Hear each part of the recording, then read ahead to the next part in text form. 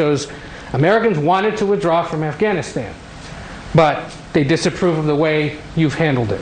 The poll also found that, based in part on what's transpired in the last week, a majority of Americans, and forgive me, I'm just the messenger, no longer consider you to be competent, focused, or effective in the job. I haven't seen that poll. I bet you haven't. That was Biden just hours ago, and yet another mumbling, stumbling, bumbling performance in which he tried to spin his way out of the disaster he's created, but at the same time admitted it could get even worse, that he might have to extend the withdrawal deadline that just days ago he was adamant he would stick to, and perhaps most astonishingly promised tough screening for every non-US national evacuated from Afghanistan while leaving our southern border wide open.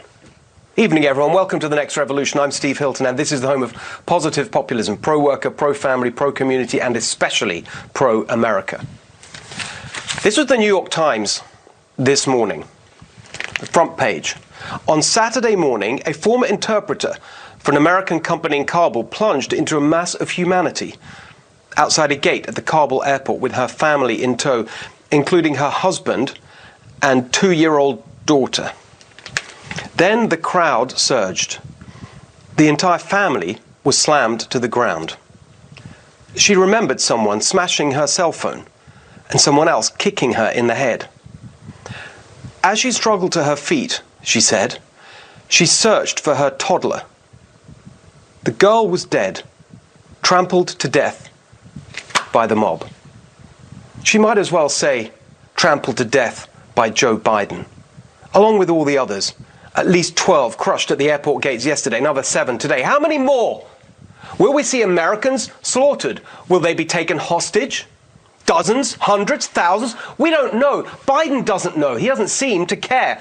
Desperate people clinging to American planes and falling to their deaths. And what's the response from Mr. Empathy and Compassion? That was 4 days ago. Have you ever heard anything so cold, so callous, so heartless? As the saying goes, the presidency doesn't change who you are, it reveals who you are. And these last few days, we've seen who Biden really is. He's a liar. He lied in April when he announced all this. He lied in July when he defended it. He lied last Monday. He lied to George Stephanopoulos on Wednesday. He lied on Friday, and now it's Sunday, so he lied again. He said Americans were having no trouble getting to the airport, even as his own State Department was sending out security alerts saying don't even try getting to the airport because the US government cannot ensure safe passage. Biden said Al-Qaeda is gone from Afghanistan minutes later. His own Defense Department said that wasn't true. Now we learn that not only is Al-Qaeda not gone, their Haqqani network is controlling the perimeter of Kabul airport. Biden's put the people who attacked us on 9/11 as the TSA for the Americans he trapped behind enemy lines. Biden said he planned for this outcome, planned for it. If this chaos is his plan, well, he should resign just for that. He said no one around the world is questioning his credibility. Yeah, no one except the current UK Prime Minister, Boris Johnson, described as furious, let down. It's a betrayal. Biden is, quote, lightweight and inward-looking. According to one report, they think Biden is, quote, a bit doolally. That's British for senile. The former Prime Minister, Tony Blair, called it tragic, dangerous and unnecessary. And then he used this word, imbecilic. Joe, if you're having a slow day, that's not a recipe. It's not in balsamic. Blair said imbecilic, as in imbecile, as in you, Joe Biden, are an imbecile. Biden told us he's a foreign policy genius, years of experience, America's back. He's so delusional he really believes it, and that is why we're in this mess. After his shameful attempts to blame everyone but himself, the Afghans, Obama, Trump, the State Department, the intelligence agencies, for his catastrophe, well, now the leaks are coming thick and fast, the warnings from the military, the dissent memo from the diplomats. Biden was told that rushing to get everyone out to meet his misjudged and offensive political deadline of September the 11th would be a disaster, but he did it anyway, because as we can now see, Biden is a frightening combination of ignorant and arrogant, senile and stubborn. So look where the great foreign policy genius has landed us, with what's been described by the Germans as the biggest debacle NATO has suffered since its founding. by others as the worst foreign policy disaster in American history. His own generals raising the terror threat level here as a direct result of Biden's actions. A president is supposed to keep us safe. According to his own officials, Biden has done the opposite. We saw the pitiful humiliation of our military begging the British military to stop rescuing their people because we won't rescue ours, and it's making us look bad. And then in a move that was barely even reported with all the other chaos going on, Biden trying to evade moral responsibility for our Afghan allies, trying to scrub it from the official record of a call with French President Macron. Imagine what they'd say if Trump had done that. These people risked everything to help us and support our values, and yes, it is our moral responsibility. It's not about immigration, it's about obligation. Biden and all these wretched establishment nitwits sold themselves as the mature, competent adults who understand governance, who know how to run things after the chaos of Trump, while now we see how utterly clueless they are. Chaos in Afghanistan, chaos at the border, chaos in the cities with crime out of control, chaos about to hit the economy with inflation back, all of it a direct result of their policies. Even on the pandemic, chaos as their own actions undermine confidence in the vaccine and their ability to get things under control. Look at the mess. In less than a year, 2 massive humanitarian crises, one on the other side of the world and one on our own southern border.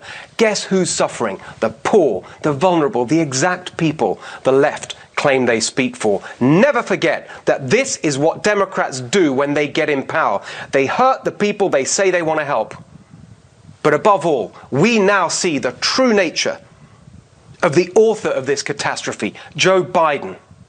This empty, hollow husk of a man without honor, a man without decency, a man without empathy, a man without integrity.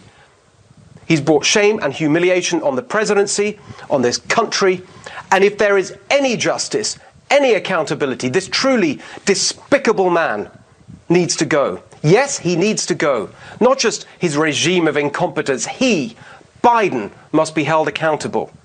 Not through the 25th Amendment, though it's obvious to everyone he's not fit for his office. And yes, if Biden goes, we get Harris, another utterly unprincipled machine politician, just as weak, just as useless, just as bad. But consider what Biden has done to America.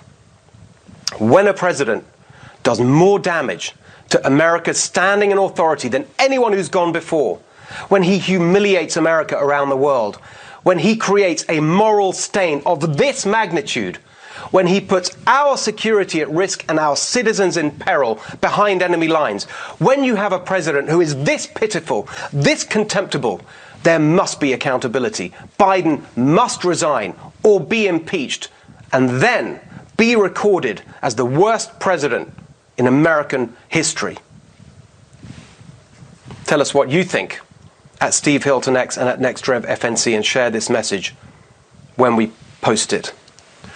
All right, so today, Biden again was saying they're in touch with people, they're trying to get people out, he's got a plan, it's all going well. Well, Fox News spoke to a US citizen still trapped in Afghanistan to see what's really going on. Take a listen. I would like our president to make the process of evacuation faster of people like me, our fellow citizens, and people who helped our troops on the ground. And we are devastated, but we're scared for our lives. Every moment that a car passes by, I feel that they're going to pull in and execute us. I don't know if I'm going to see my children again. And that's not all. Here's her message for Biden. Please, Mr. President, please evacuate us. We need help. Given up on the hope of going to the airport because it's not possible to make it through all those people. People are getting shot left and right. The tear gas is being released on people. It's so devastating that I don't even know how to explain it. It's a nightmare. I want to wake up. I want to wake up from this nightmare. Joining us now by phone is that woman's brother, who's now back here in the US. I mean, I don't know what you're going through, but of course, much more what she's going through, your sister. What can you tell us? What is the latest? Hello, sir. The latest is keep getting worse and worse. The president should know that these American citizens are hiding in different houses, and nobody's willing to help these citizens.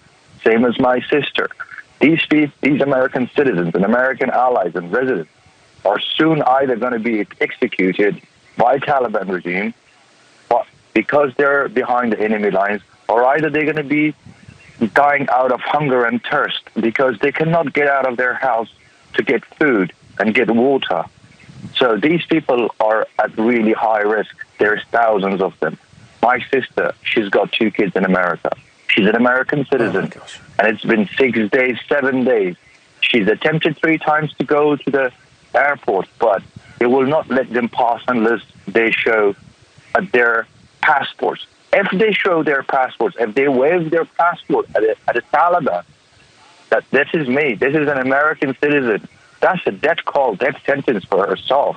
She will be killed on the spot, or she will be taken and executed. So all these American citizens cannot go to Taliban and wave their American passports or residency that, look, we were the allies that we helped the Americans for past 20 years to fight against the terrorism in Afghanistan. So these people are stuck behind a serious enemy line. They're in the middle of a very, very serious war zone that they've ended up completely with no help, nothing. This is a serious matter that these American citizens need evacuation straight away. But the soldiers in the Kabul airport, they don't have enough capacity to get these people in. I have got current right now, 2 hours ago, I have had it from one of my guys who has worked for the American forces in the contracts, in the bases, with my contracts. And these people say that the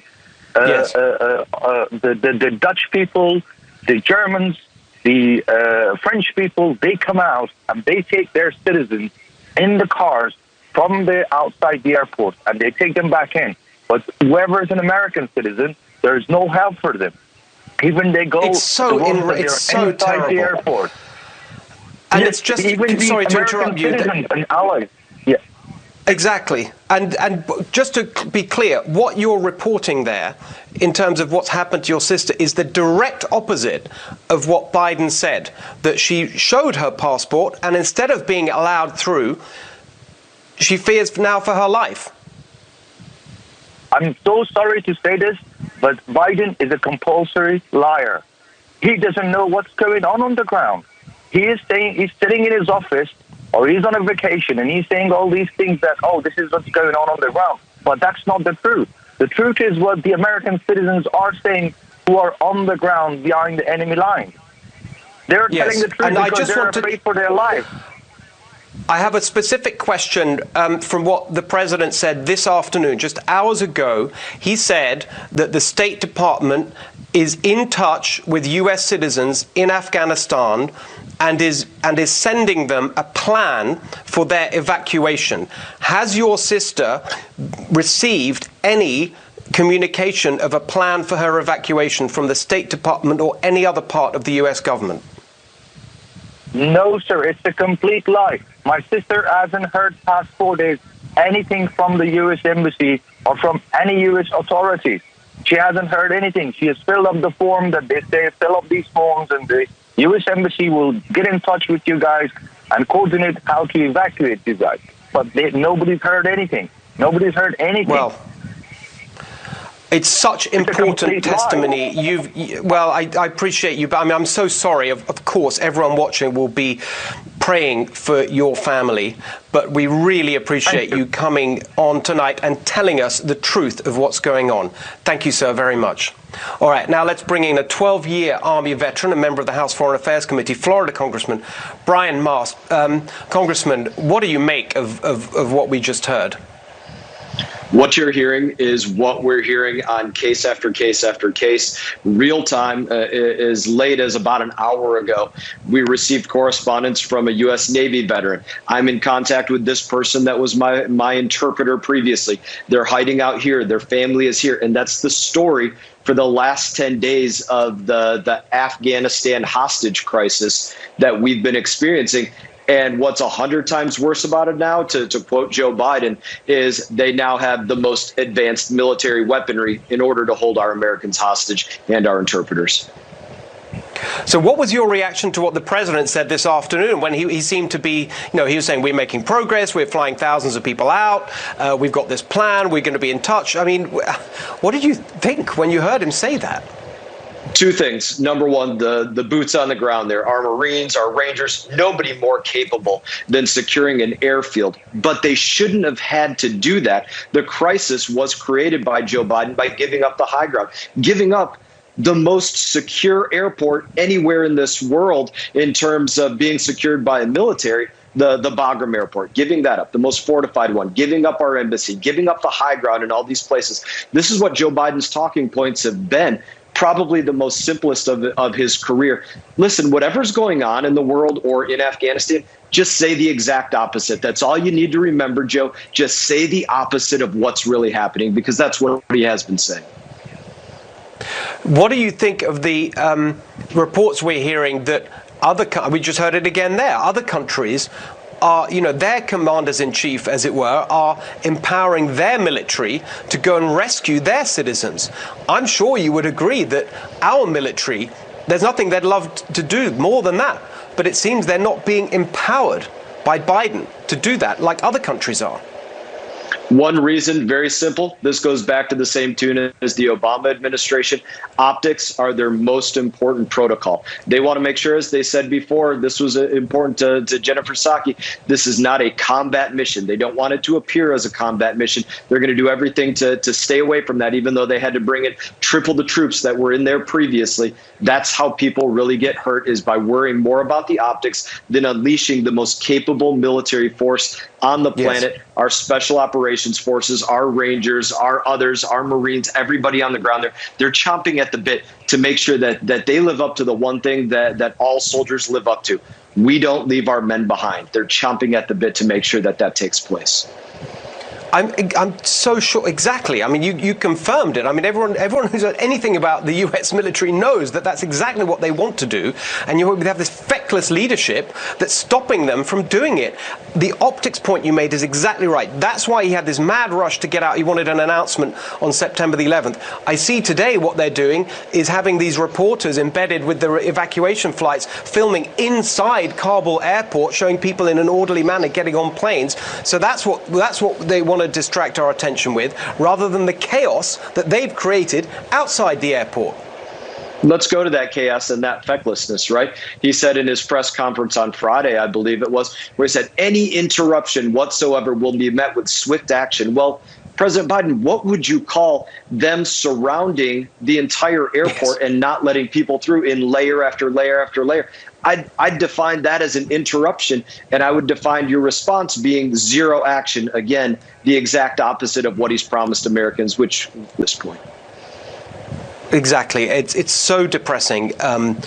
We just got to keep the pressure up and really support everyone, your former colleagues, everyone who's trying their best to get those American citizens out, trying a lot harder, it seems, than our own president. Congressman Brian Mast, thank you so much for joining us, and we'll be right back. Of all the progress we're making, and on the ground, the reality is just completely different, as we just heard.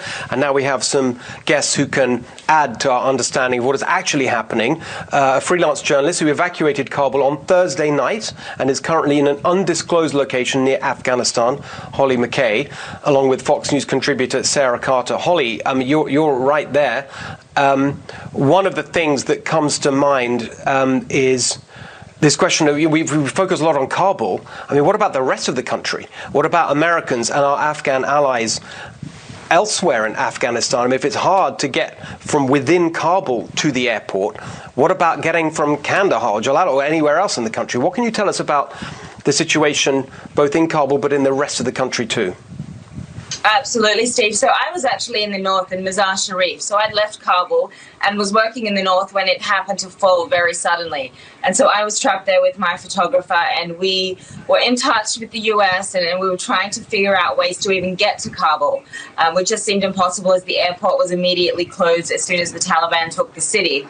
And it was not going to happen. So for several days, we planned and planned. And then in the end, the only way that we were able to get out of the situation that we were in, which was completely surrounded by the Taliban, was to work with the Uzbek consulate in Mazar Sharif, which were very supportive, and then some diplomats who were also really great. And we actually had to ask the Taliban to escort us out of the city and through the checkpoints toward the Uzbek border, because that was really the only viable solution when you actually, had to turn to them, and they did deliver their word and come up with safe passage for us, but it was a risk.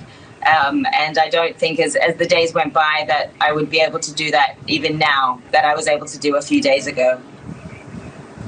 Sarah, your thoughts?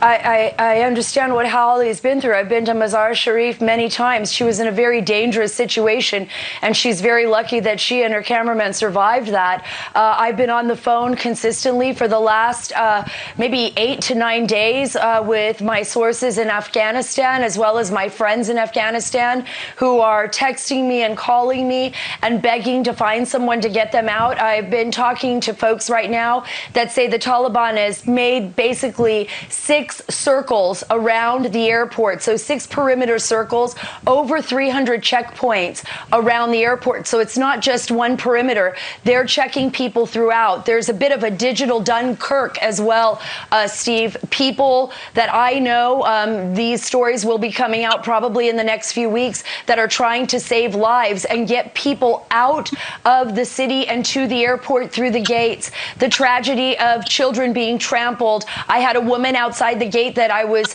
trying to help for the past 5 days that was almost killed, and she eventually, after 5 days with a visa, made it through because of heroes on the ground that eventually got her through. A baby that just got through.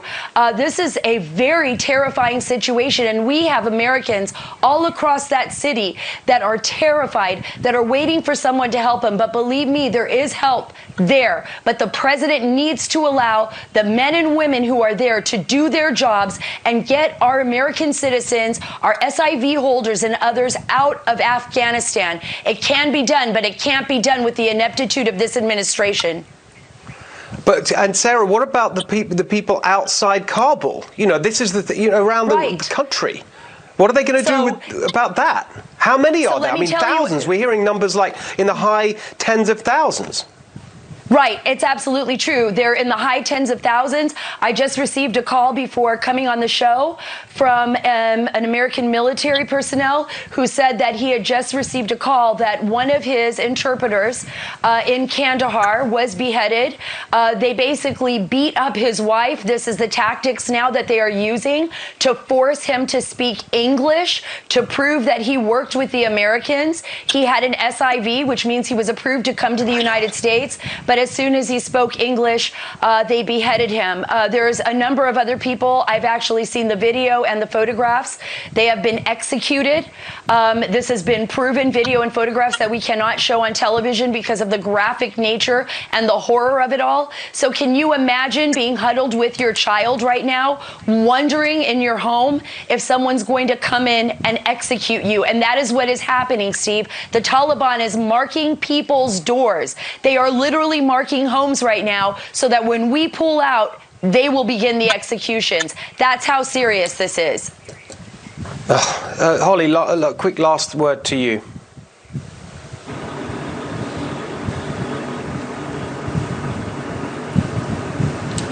Holly, are you with us? Just wondered if you had a quick last word. Yeah. I can hear you, yes. And anything you'd like to leave us with? We don't have too much time, but I just wondered if you had any more to report. A devastating situation all around. As Sarah said, people are being marked for death.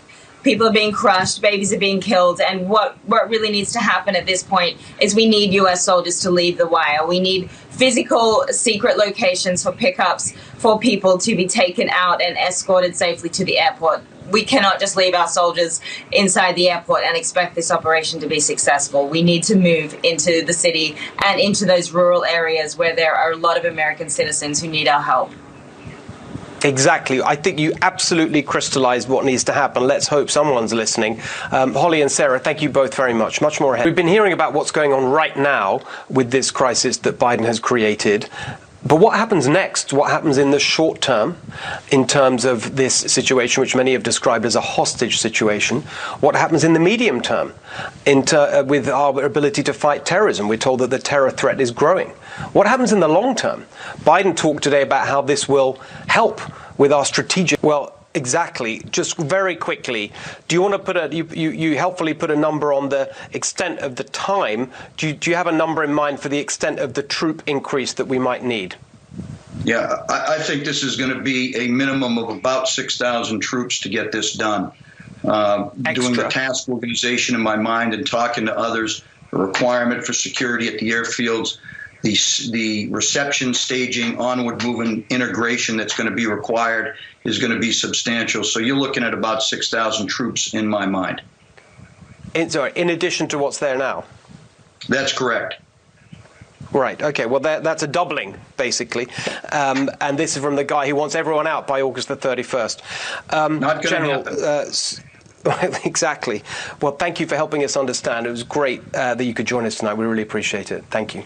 One of the interesting things I also see is the broad base of this movement against him. One of the most interesting statistics I saw was that of all the different racial groups in California, the only racial group that is overall in favor of recalling Newsom are Latinos. So we've had enough of all this talk about racist Republicans who are all for the white people. It's really clear that this is a broad-based movement.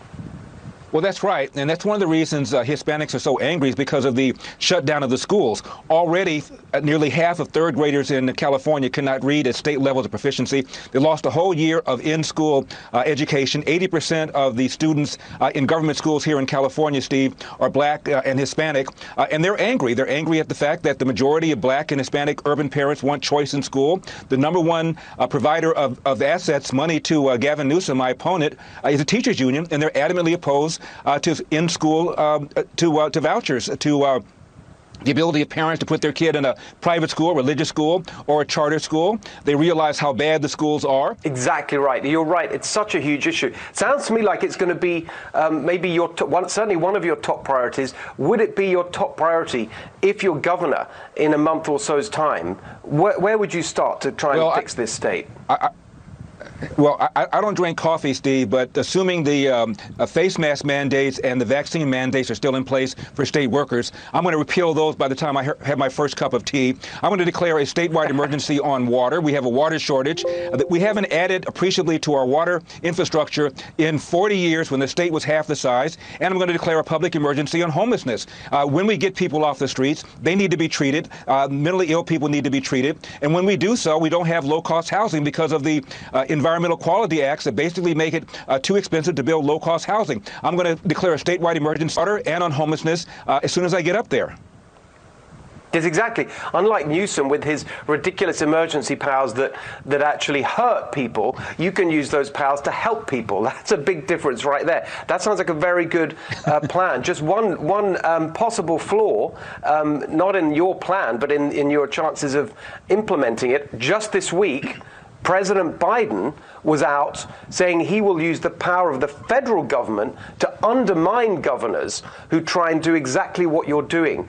How do you feel about facing off with Biden on questions like mask mandates in schools? Could be just in a matter of weeks that you're in that position. By the way, I want people to go to electelder.com because my opponent can raise unlimited amounts of money and spend unlimited amounts